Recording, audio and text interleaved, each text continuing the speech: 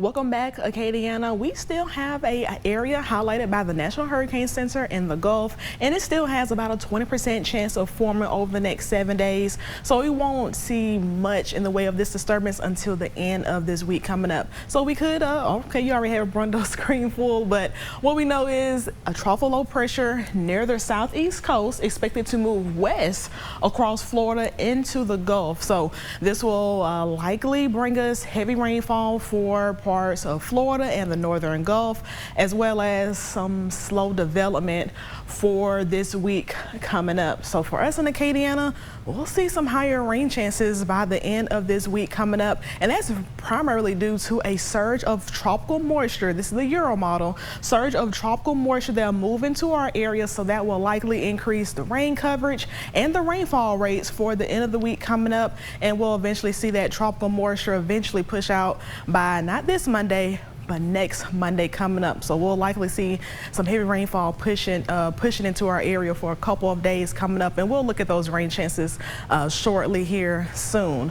But let's go back towards earlier today. Now, everyone did not get in on the rain today, and the areas that did had a little over a quarter of an inch of rainfall up to at least 2.5 inches of rainfall, and some thunderstorms that pushed through, very isolated to scatter in nature for today, and we're likely to see that again for tomorrow. Now, I'm not seeing too much on the radar as of now. Most of the rainfall is impacting parts of Allen Parish. That includes Kinder had some thunderstorms not too long ago. Oberlin, as showers and thunderstorms push further towards the north. So Oakdale likely to get in on some rainfall here shortly. Now, those rain chances I mentioned just a moment ago, still a chance for showers and thunderstorms Monday. We'll have at least a brief in a break, at least for Tuesday and Wednesday with the rain chances, but then they're at zero. We can still have some stray showers of thunderstorms pushing through, but it's not until Thursday, Friday, Saturday where the highest rain chances are in the forecast over the next 7 days, and that's due to the tropical moisture that'll push in that will likely increase those rain chances and the rain coverage for the end of this week. So if you have some plans coming up for this week coming up, definitely want to have a plan B if they are outside for Thursday and Friday especially. But as far as the rest of the evening goes, staying pretty dry. The severe weather in parts of Texas eventually start to lose its strength and once it pushes into Louisiana. And what does that mean for us in Acadiana? Still staying pretty dry, but we can still have a few light showers pushing through. But other than that, dry for tonight into Monday morning, and then another burst of showers and thunderstorms during the afternoon. And as far as those temperatures tonight, still warm and muggy in the 70s. We do it all again tomorrow, but temperatures will be just a couple degrees cooler in the upper 80s, possibly some low 90s, but we have higher cloud coverage and more in the way of rainfall pushing through. Those temperatures will have a hard time getting into the 90s. Now, heat indices still in the mid to upper 90s coming up.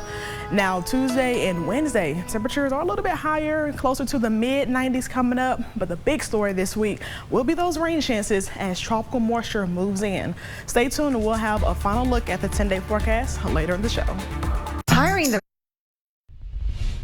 Finding a used car you can afford is much harder these days. Scripps News Group's consumer reporter John Matarese has tips on how you can find a great used car in your budget. Finding a good used car is a lot harder and a lot more expensive than it was just a few years ago. But there are ways to get what you're looking for with a little bit of research and a little patience. Here outside AutoZone, Kiana Lee was trying to keep her older Mitsubishi running because she knows how expensive cars are these days. I can barely do this one. And this one is like $435.69 every month. I don't want to go no higher. But a recent study found that the average price of 3-year-old cars has increased by more than 40% since the pandemic. Carl Brower with IC Cars, which conducted the research, says that factories around the world shut down and new cars weren't being made during that time. Now we're seeing the ripple effect of that. All those non-produced new cars from 20 to 22 are now non-existent used cars in 25. And that means just like before we had a scarcity of new cars, now we've got a scarcity of used cars. As a result, the Manheim Used Vehicle Value Index shows prices up 6% in June, year over year. We do really well with the Corollas. Here at Courtesy Automotive, owner Gary Heflin says it's getting harder to find a good used car for under 20 grand, but it's still possible. Cars priced at $19,900. Just make sure the dealer gets good online